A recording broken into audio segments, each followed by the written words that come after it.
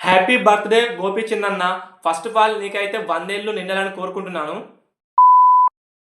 So, ఈరోజైతే ఒక cinema glimpse అయితే వచ్చేసాయి. అది ఎవరిదంటే 'గోపీచంద్' అన్నది. అక్కడ ఏముందంటే వేరే లెవెల్ ఉండబోతుంది. ఈ ప్లాన్ అయితే వేరే లెవెల్. ఎలా అంటే ఇక్కడైతే 'గోపీచంద్' బర్త్‌డే సందర్భంగా ఈరోజు చిన్న చిన్న గ్లిప్స్ అయితే రిలీజ్ అయ్యాయి. సినిమా పేరైతే ఇంకా పూర్తిగా రివీల్ చేయలేదు కానీ 'గోపీచంద్ 33' అని రివీల్ చేశారు. ఈరోజు మాత్రం వేరే లెవెల్. ఎలా ఉందంటే ఈ మొత్తం కొండ ప్రాంతంలో ఉంటూ ఈ గ్లిప్స్ అలానే ఉంది. ఏందంటే కొండ ప్రాంతంలో ఉంటూ అక్కడ ఒక గుర్రంతో సవారీ చేస్తూ ఉండడు అనడం జరిగింది. అంటే సియాచిన్ ఉంది కదా! ఆ సియాచిన్ లెక్కల్లో పట్టుకొని ఈ సిరీస్ మొత్తం అంటే ఈ సినిమా మొత్తం ఇలా ఉండబోతుంది అనిపిస్తుంది.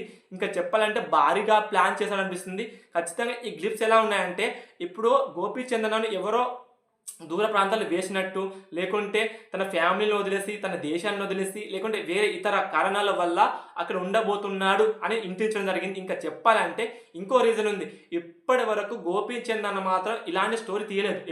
ఇప్పటిదాకా నేను చూసిన సినిమాలలో గోపీచంద్ అన్న మాత్రం ఎప్పుడు గాని మంచుకొండలు, ఇప్పుడు 'సాహసం' సినిమా ఉంది. బట్ 'సాహసం' ఏంది ఒక గుహలో ఉంటుంది, నిధి ఉంటుంది. సో, అక్కడి నుంచి రివీల్ చేసాడు జరిగింది. బట్ ఇది ఎట్లా ఉందంటే మంచు ప్రాంతంలో ఒక ఆర్మీ ఎలా అయితే ఉంటుందో అలా ఉండడం జరిగింది. ఇంకా చెప్పాలంటే గుర్రంతో సవారీ అంటే ఏదో కోల్పోయి నేను ఎవరి కోసమో కష్టపడుతున్నాను అన్నట్టు చెప్పడం జరిగింది ఈ గ్లిప్స్ ద్వారా అయితే.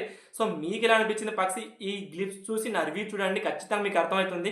నాకైతే ఎలా అనిపించిందంటే గోపీచంద్ అన్న అయితే ఖచ్చితంగా భారీ ప్లాన్ అయితే ఏస్తున్నాడు. మీకెలా అనిపిస్తుందో కింద కామెంట్ చేయండి. ఈ స్టోరీ ఎలా ఉండబోతుందో కింద కామెంట్ చేసి లైక్ అండ్ సబ్స్క్రైబ్ చేయండి ప్లీజ్ గాయ్స్.